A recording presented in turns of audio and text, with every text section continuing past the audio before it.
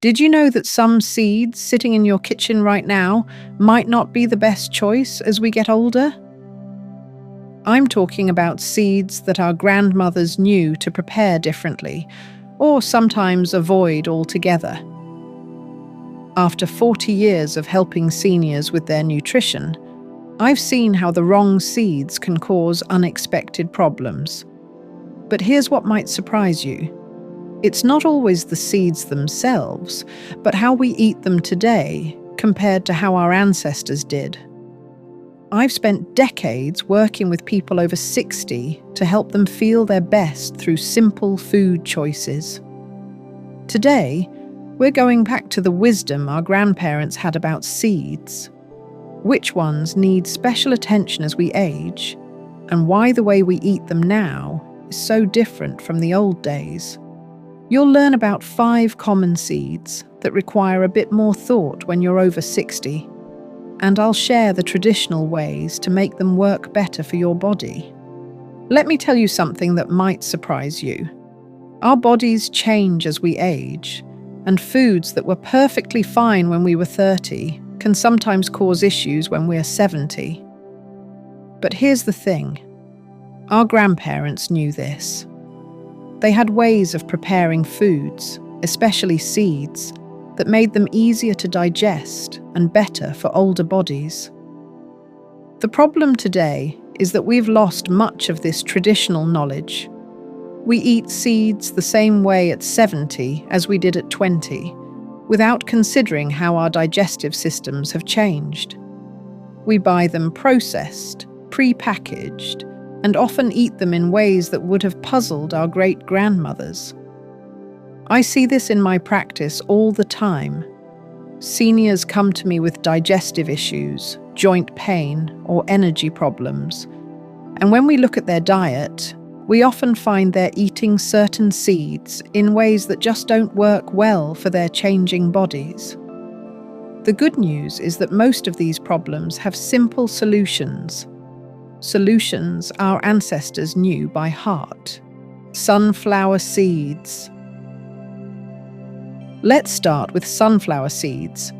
Now, I'm not saying sunflower seeds are bad.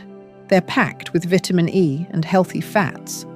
But here's what I've learned from years of working with seniors. The way most people eat sunflower seeds today can cause real problems as we age. First, most store-bought sunflower seeds are loaded with salt. When I was growing up in the 1960s, my grandmother would harvest sunflower seeds from her garden and barely salt them at all. She'd dry them slowly in the sun, sometimes for days. Today's commercial sunflower seeds can have 10 times more salt than what she used to make. Why does this matter more as we get older? Because our kidneys don't process sodium as efficiently after 60. What used to be a harmless snack can now contribute to high blood pressure and water retention. I've had patients who couldn't figure out why their ankles were swelling until we discovered they were eating salted sunflower seeds every afternoon while watching television. But here's the real issue with sunflower seeds that most people don't know about. They're incredibly high in omega-6 fatty acids. Now, we need some omega-6, but the problem is that most of us are getting way too much compared to omega-3.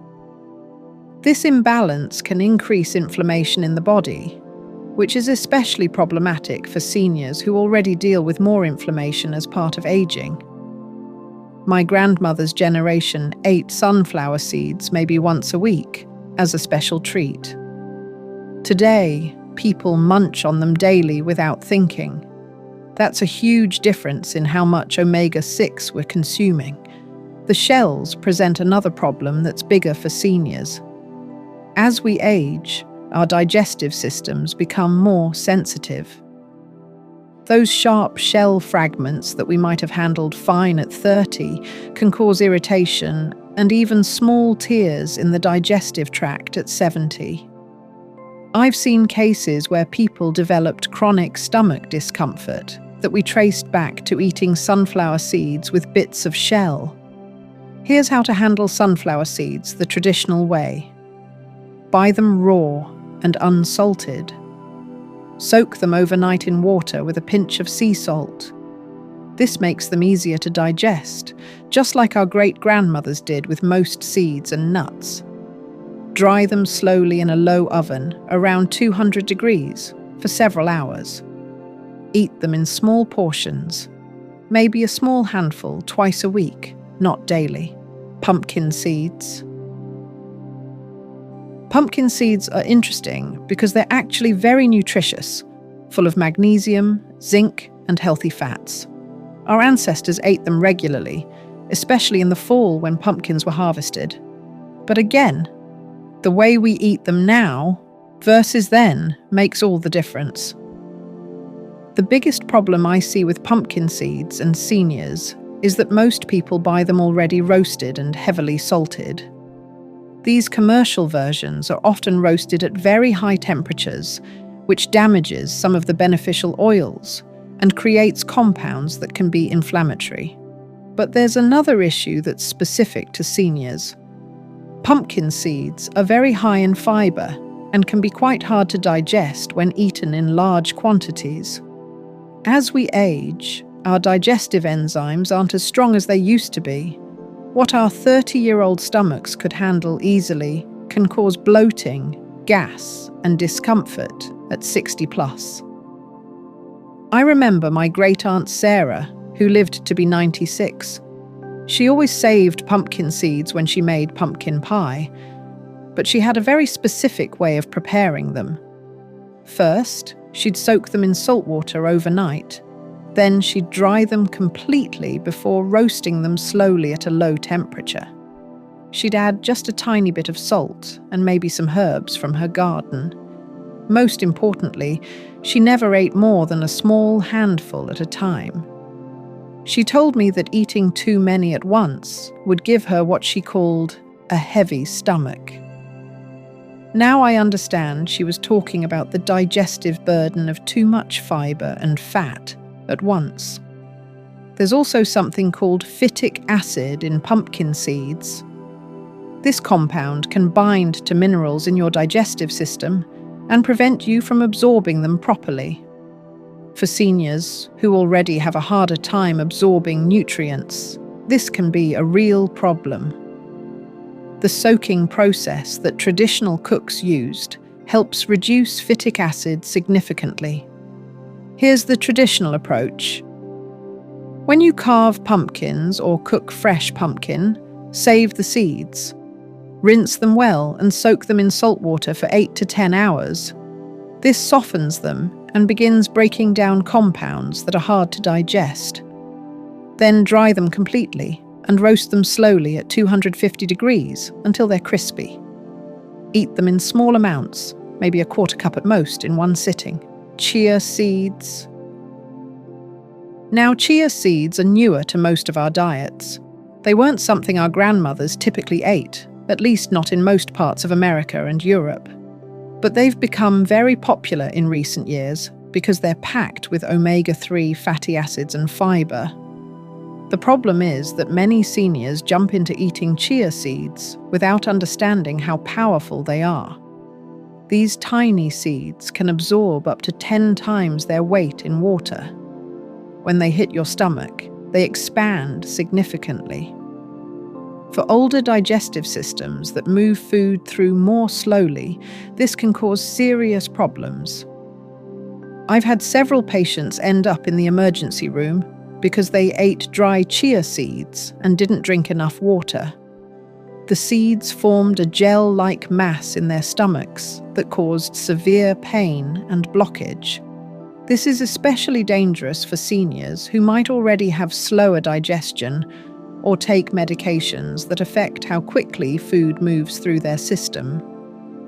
There's also the fiber issue. Chia seeds are incredibly high in fiber, much higher than most foods our bodies are used to processing. If you suddenly start eating a tablespoon of chia seeds daily when you've been eating a low-fiber diet, you're going to have digestive distress. Bloating, gas, cramping, and changes in bowel movements are all common. But chia seeds can be beneficial when used correctly. The key is understanding how indigenous peoples, who did eat these seeds traditionally, prepared them. They never ate them dry.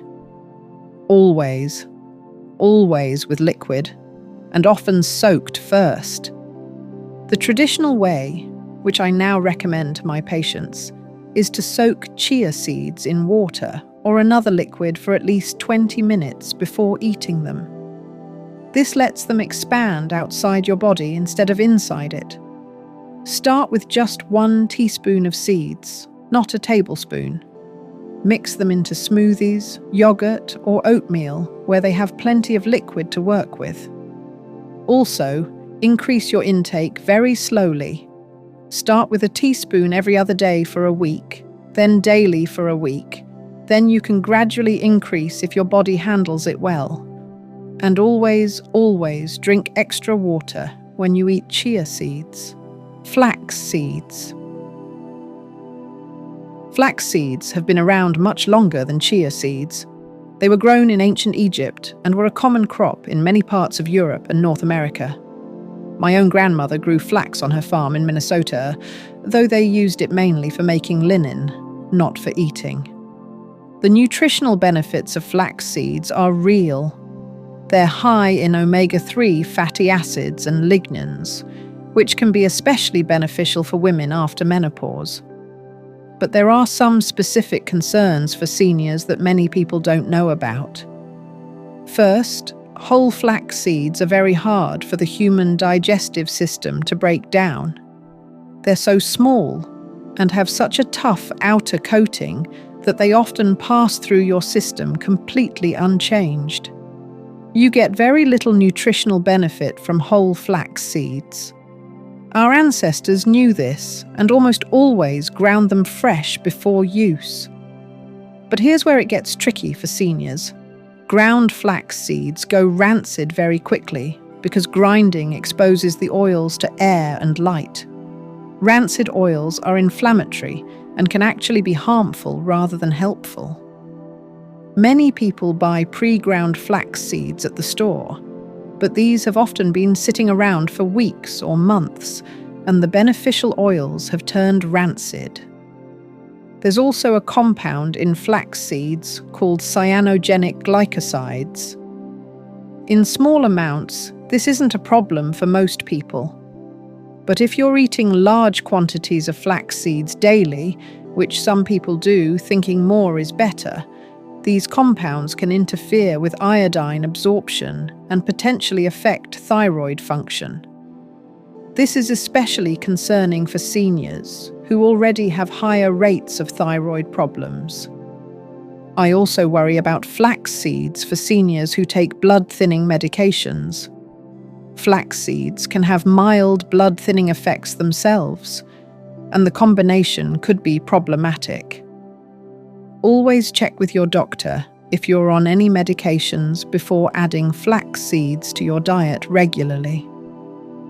The traditional approach that works best: buy whole flax seeds and store them in your refrigerator or freezer. Grind only small amounts at a time, maybe a week's worth, using a coffee grinder dedicated just for seeds and spices. Store the ground flax in the refrigerator and use it within a week. Start with just half a teaspoon per day, mixed into foods like oatmeal or yogurt. Don't eat them dry, and don't eat large quantities. A teaspoon to a tablespoon per day is plenty for most seniors. Sesame seeds. Sesame seeds have been cultivated for over 3,500 years and were a staple in many traditional diets around the world. They're full of healthy fats, protein, and minerals like calcium and magnesium. But there are some specific considerations for seniors that are important to understand. The first issue is that sesame seeds are one of the most common food allergens, and food allergies can actually develop or worsen as we age. I've seen patients who ate sesame seeds for decades without problems suddenly develop reactions in their 60s or 70s. The reactions can range from mild digestive upset to more serious allergic responses. Sesame seeds are also very high in oxalates. Oxalates are compounds that can bind with calcium and form kidney stones. For seniors, who already have a higher risk of kidney stones due to changes in kidney function and often decreased water intake, eating large amounts of high oxalate foods can be problematic. But here's something most people don't know. The way we eat sesame seeds now is very different from how they were traditionally consumed. In Middle Eastern and Asian cuisines, sesame seeds were almost always toasted before eating and often ground into paste like tahini. The toasting process changes the seed's structure and makes it much easier to digest. Raw sesame seeds are quite hard for the digestive system to break down. Like flax seeds, they often pass through unchanged if you eat them whole and raw. You're not getting much nutritional benefit, and you might be putting stress on your digestive system for no good reason. Traditional Middle Eastern cooks also knew to balance sesame seeds with other foods. They weren't eaten as snacks by themselves, but incorporated into dishes with vegetables, grains, and other ingredients that helped with digestion and provided nutritional balance. The calcium content in sesame seeds is often touted as a benefit, and it is substantial. But here's what many people don't realize. The calcium in sesame seeds isn't as easily absorbed by the body as calcium from dairy products or leafy greens. For seniors who are concerned about bone health, relying on sesame seeds as a primary calcium source might not be the best strategy. Here's the traditional approach that I recommend. Toast sesame seeds lightly in a dry pan before using them. This makes them more digestible and brings out their nutty flavor. Use them as a garnish or flavoring rather than eating large quantities plain. If you're making tahini at home, which is a great way to use sesame seeds, start with small amounts, maybe a teaspoon or two at first. Be aware of your total oxalate intake if you have a history of kidney stones. And if you're taking calcium supplements, don't eat large amounts of sesame seeds at the same time, as they can interfere with calcium absorption. Here's what I want you to understand. None of these seeds are inherently bad. Our ancestors ate most of them regularly and lived long, healthy lives. The difference is in how they prepared them and how much they ate. Traditional food wisdom developed over thousands of years of trial and error. Our great-grandmothers knew that some foods needed special preparation to be digestible. They knew that just because something was healthy didn't mean you should eat unlimited quantities of it. They understood that our bodies change as we age, and our diets should change too. The biggest mistake I see seniors making today is thinking that if a little of something is good, more must be better. But seeds are concentrated sources of nutrients, fats, and fiber.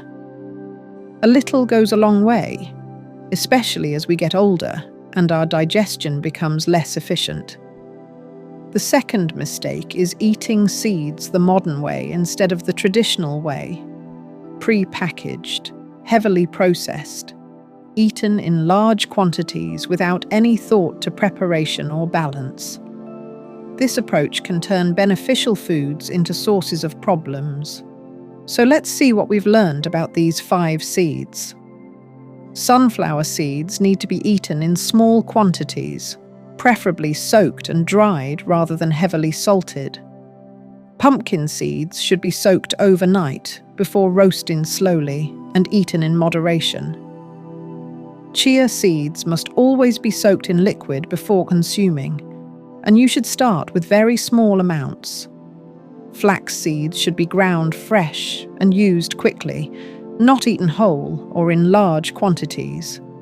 And sesame seeds are best when toasted and used as flavoring rather than eaten plain in large amounts. The key principles are simple. Prepare seeds the way our ancestors did. Start with small amounts. Pay attention to how your body responds. And remember that more isn't always better. These aren't dangerous foods that you need to avoid completely, but they do require a bit of thought and respect for traditional preparation methods. Most importantly, listen to your body. If a particular seed doesn't agree with you, don't force it. There are plenty of other nutritious foods out there. The goal is to feel good and stay healthy, not to check boxes on some superfood list. Remember, the wisdom of our grandmothers wasn't just old-fashioned thinking. It was based on generations of experience with food and health. When we combine that traditional knowledge with what we understand now about nutrition and aging, we can make choices that truly serve our bodies well. If this helped you think differently about seeds in your diet, subscribe for more traditional food wisdom that actually works for seniors.